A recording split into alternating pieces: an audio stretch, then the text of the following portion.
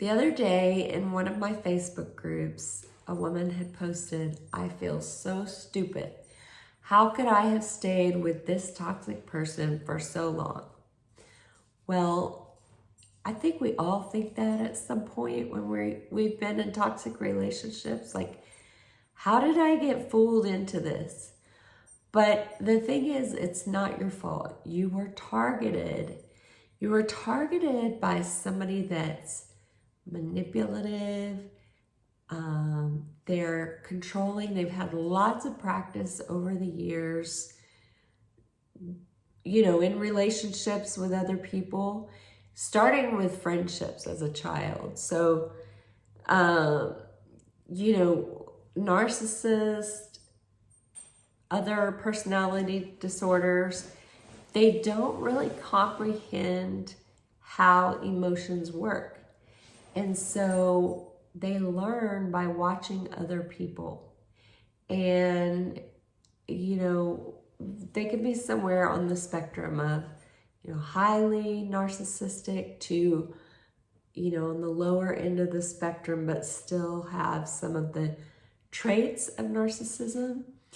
And what happens is when they're little kids, they don't understand emotions, but they watch other people. They observe.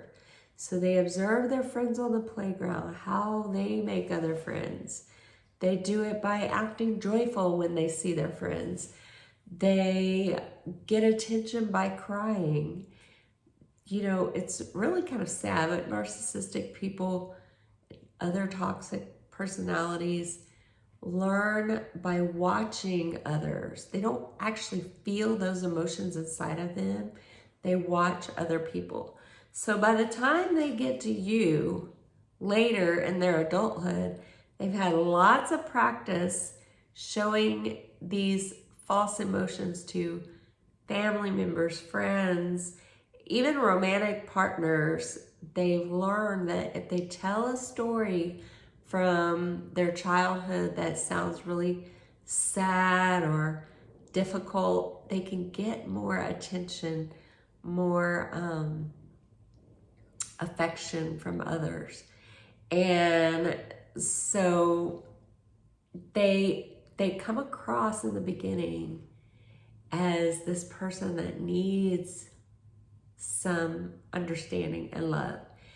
And a lot of times they mirror you. So if you're saying, "Oh, I am a nurse and I've been really successful in my field," well, they will say that they've been really successful in something to do with the medical field. They'll, play along like they have experience there too. They, let's say that you like a particular type of music or particular band. They will also like that band. They will also listen to that type of music. If you have friends in a certain field or hobby, they also have friends that do those same things.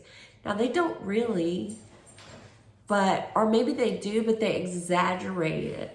I'm thinking of somebody that in my past, he didn't do this to me, but he did it to somebody else. He said, I knew because we had been snow skiing together, and I knew that he'd only been possibly twice in his life, but he told this new person that he had been many times. He loves snow skiing. He'd been many times. So he made it look like, "Oh yeah, you like snow skiing? I do too. I, have lots of experience there. So like it's something we have in common." But he really wasn't a snow skier. We beat ourselves up for being so blind to this person, but if you think about it, it's really manipulative and tricky for them to come across as this person that had so much in common with us. And we'd learn over time that they didn't really. it was a mask that they put on to reel us in. It was just an illusion. And we are looking for that person that we felt that connection to in the beginning, but that person wasn't ever really there. And it's, when you're in it, it's so hard to imagine that you felt this person, you saw this person, but they're not real. We keep thinking they are real and they're going to come back. We can get them to come back if we just can say things the right way, or if we can act the right way or do the right thing. But that's not the truth. Let's see, I'm just looking at my notes. So let me just introduce myself really quick. I'm Lori. I'm a former teacher. I have a master's in school counseling. I have my health coaching certification in transformational health. I help people that feel stuck in toxic relationships, and I help them get unstuck so they can live a life of peace and joy.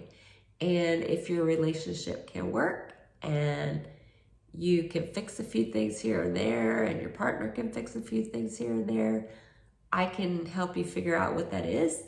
And if your relationship is with a toxic person that cannot make changes, I can point out to you like what it is that you need to be looking for, signs, all the clues that your partner can or can't change. So if that's interesting to you, I have one-on-one sessions, and I also have a group program that you can check into, and I will put that in the show notes. So today we're talking all about how we feel stupid, even though we're really not, for being in these toxic relationships, and how we are really smart, accomplished, successful people, but we've been targeted by somebody that sees those qualities in us, and they want those qualities as part of their own life. They admire them, they look for them, and they slowly tear them down over time, which if you've been in this type of relationship, you know that, you feel that. So when you meet this person in the beginning, they put on the mask, they pretend to be who they're not, they mirror you, so they show the same type of emotions as you, they show the same type of life events as you, whether they're true or not. They know people that you know, they do whatever they can to build this connection to you, and they want to connect quickly. It could be emotionally, physically, and they spend all their time with you in the beginning. So you feel like you've met your soulmate and somebody that has the same hopes and dreams as you. It feels magical. It feels like the fairy tales. In fact, I saw this woman the other day on TikTok, and she's telling the story of how she met her spouse. And I was getting so anxious and triggered listening to it, but they met online, and I think within like 3 times of talking, she was driving to another state to visit him, and they ended up getting married quickly, and he's still in her videos, so I guess they're still together. But all I could think of is red flag, red flag, red flag, run, run, run, because that's what happens. They make you feel like it's a soulmate connection, and they want it to happen really fast. They want to hook you really fast. So if you see that, run. Or just slow it down. You don't even have to run. Just slow it down. Slow it down. You can take your time getting to know this person. If they really want to be with you, they will wait. They will wait months. They will wait. They will come to you They won't make you come to them. Okay, so we know all those fairy tales, romantic movies, romantic books, those did not help the situation. They sold us this story that when you meet somebody that you fall in love with, that it's going to be magical, it's going to happen quickly. You're gonna know when you see them, it's gonna be love at first sight. And while I'm sure that probably does happen sometimes, I see people that it's happened to, there's also, growth over time. So real true love grows over time. It takes time to build a genuine connection. Now you're over here thinking you've met the one that truly gets you and it feels like a dream. But if you knew that this person was just putting on a mask, that they were acting out a well-rehearsed acting job, you wouldn't stick around to be with this person. But like I said, they've had lots of practice. They've done this with so many people over the years. They know what works. It's like anything else you do. Like let's say you're running a race, a marathon. You know what works, what kind of shoes work the best. You know what kind of clothing feels the best. You know which kind of terrain is easiest for you to run on. You know which time of day is best for you to run. They've learned all this about building relationships. Okay, let's see. Unfortunately, toxic people have had many relationships fail over the years. Once a person realizes that this toxic person is not genuine, that they've crossed their boundaries multiple times, or perhaps when you are discarded by this person, the relationship is over. So some narcissistic people even keep multiple partners in the wings, like a person over here, a person over there, a person over here, so that if something goes wrong with you, they have a backup.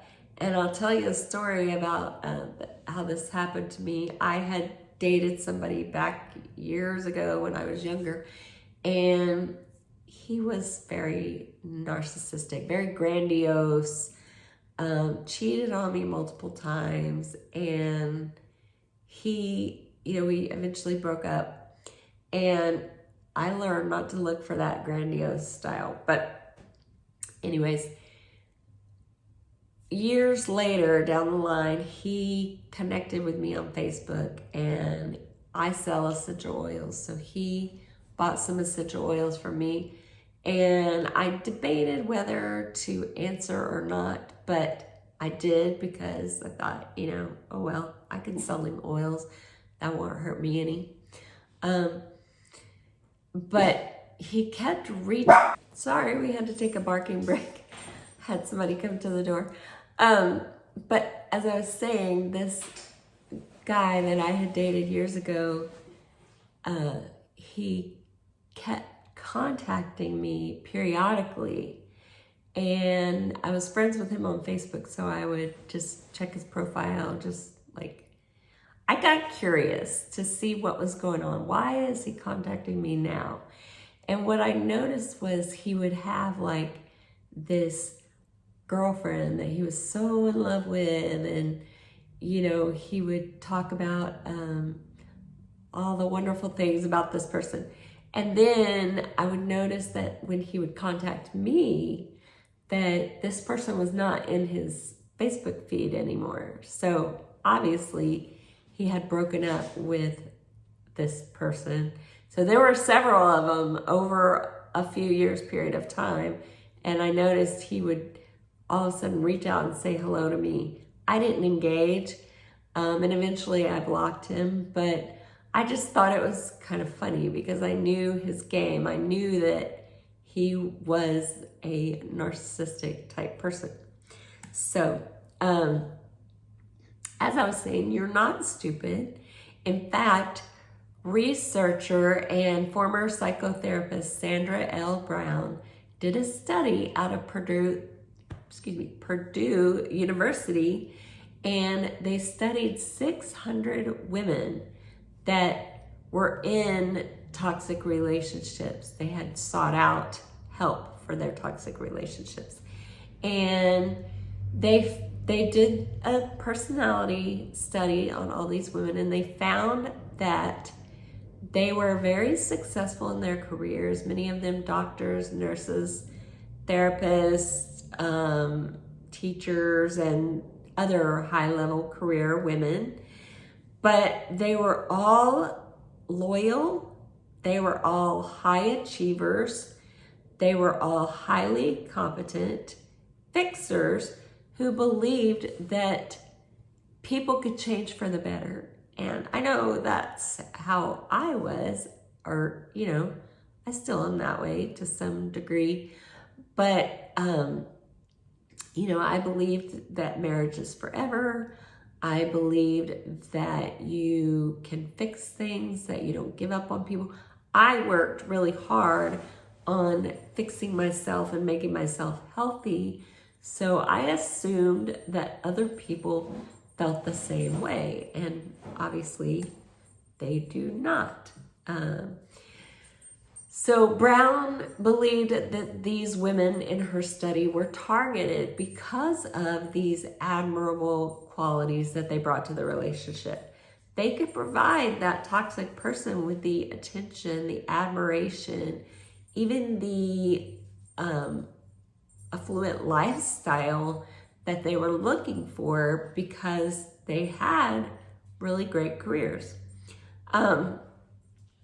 So the toxic people that Sandra Brown labels as psychopaths, or she calls them the dark triad, that's people with narcissistic personality disorder, antisocial personality disorder, and borderline personality disorder. That's the dark triad.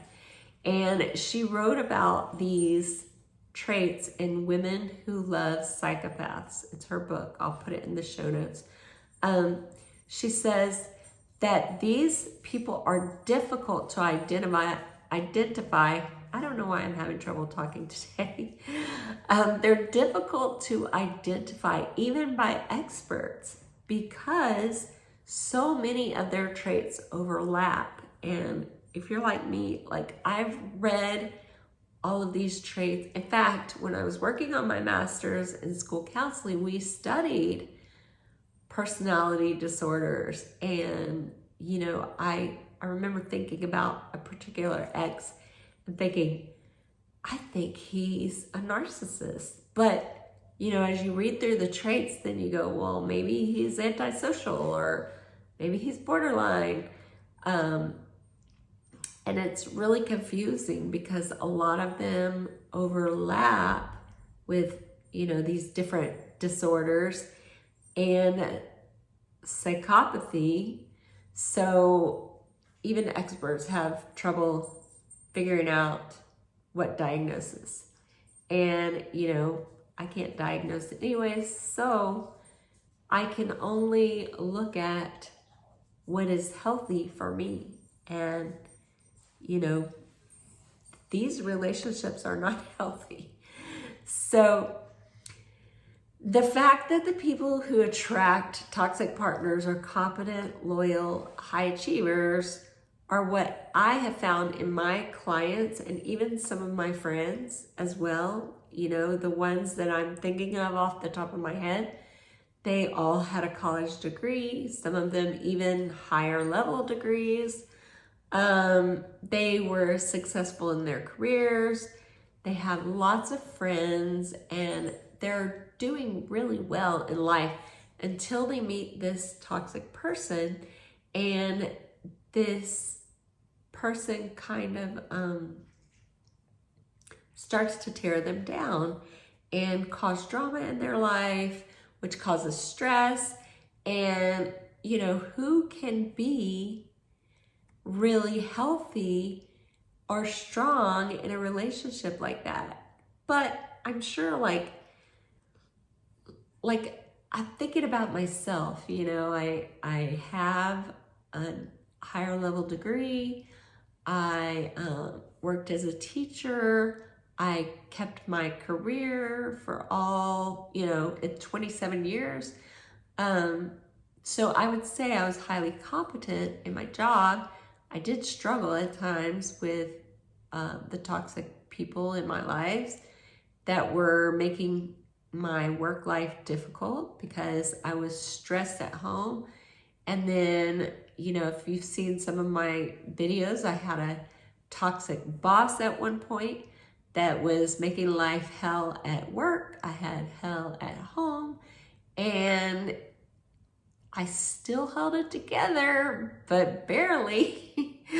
And if you look back, you will probably see that you have lots of signs of strength. Like, you probably took on most of the parenting, you took care of the home, the pets, the doctor's appointments, the vacations, the lawn maintenance, repairs. If you were allowed to control money, you probably paid all the bills. You did meal planning. Did I say that one? Entertainment, communication with the neighbors, all the things you probably took care of because you're highly competent. You've just been torn down on a daily basis, either subtly or not so subtly. We get little digs about our personality or how we look or how smart you are, how you spend money, how you parent. Just, there's lots of criticism there, and it can sound very subtle or it can be very overt. And, you start thinking like, am I the one that's causing the problem? What is wrong with me? And your toxic partner is over here playing the victim. Like, I try so hard and you make it difficult. So let's see. I'm looking at my notes again and make sure I'm not missing anything. Also, like, you're the love, the light, and the warmth in your home. If you think about it, your kids probably look to you when things are going really difficult, and they don't want to go to that toxic partner because they know what will happen. They're either going to get yelled at or punished or criticized, so they go to you. So the final thought on this is that, you've practiced so long being so highly competent. You've taken on so many things by yourself, but this is a time that you need support. You can't do it by yourself. I mean, like I said, I've done all the things too. I've tried. I needed support. I got support from coaches, therapists. I went to a 12-step group and, got lots of support there. When I tried to get support from people that loved me but hadn't been in a relationship like this, they didn't exactly know what kind of advice to give. They gave advice that you would give somebody that's in a healthy relationship, like, plan some date nights, or I'll watch the kids so you can have some time alone together. Maybe you need to reduce stress. Maybe you need to go on a vacation. All the things that you would tell a healthy relationship. But as you well know, that doesn't work when you're in a relationship with a toxic partner. That doesn't change the day-to-day cutting you down, destroying your wishes and goals. You need people that have been there and that can recognize the patterns that they see. They can recognize that you are trying, you're doing your part, but your partner is not doing their part. So yes, you're strong, but this is the one time that you need to ask for help, and you need to get it from a coach like me. You can get it from a therapist. You can get it from a women's group, but find people that understand, and, you know, make sure when you go to a therapist or a coach that they have been in a relationship with a toxic person. Because there's one psychotherapist that I follow, Dr. Carrie McAvoy, and she talks about how before she actually went through this toxic relationship, she did all the things that therapists do, and it's about keeping the relationship together and helping the person that comes to see you. So if I go to a therapist and I say, I need help with my relationship, the therapist is going to try to help you fix your relationship. But if the therapist is experienced, or the coach or whoever is experienced with toxic relationships, they know how to recognize the signs. And like, for example, I told you that when I got my master's, I studied personality disorders. That was one of my courses. We had to study all the DSM-5, and we had to learn the different personality disorders. But here's one of the things that tripped me up with narcissistic personality disorder. So there's 9 characteristics, and it's grandiosity, lack of empathy, you know, and it goes on to list all the ones. They have to be 6 out of those 9. Well, it doesn't say that they can appear really loving and nice and generous. It doesn't say that in the DSM-5. So when you read it, you think, oh, this person sounds awful. They take advantage of people. They have no empathy. So you're picturing somebody that is really an awful person, which, yes, your toxic person is awful, but there's also good qualities there. There's also times where you feel genuinely close, you feel loved, but it's just that those times are few and far between. There's also the really painful, toxic times. And so you have this person that you get cognitive dissonance with, where you feel like, oh, I love this person. They're wonderful. And then a week later, you feel like, I hate this person. I cannot be with them anymore. And, you know, those times when you feel love for them are what is so confusing, and it keeps you trapped for a really long time, because you feel like you do love this person and you don't know what you would do without them. You don't know how you would handle not seeing them on a regular basis. So anyways, now I'm rambling. But if you feel like you need support, please reach out. I would love to help you out. And if you comment below some of the questions that you have, or some of the things you've been dealing with, I do read the comments and I will answer you there. So thanks so much for joining, and I will see you next week. Bye.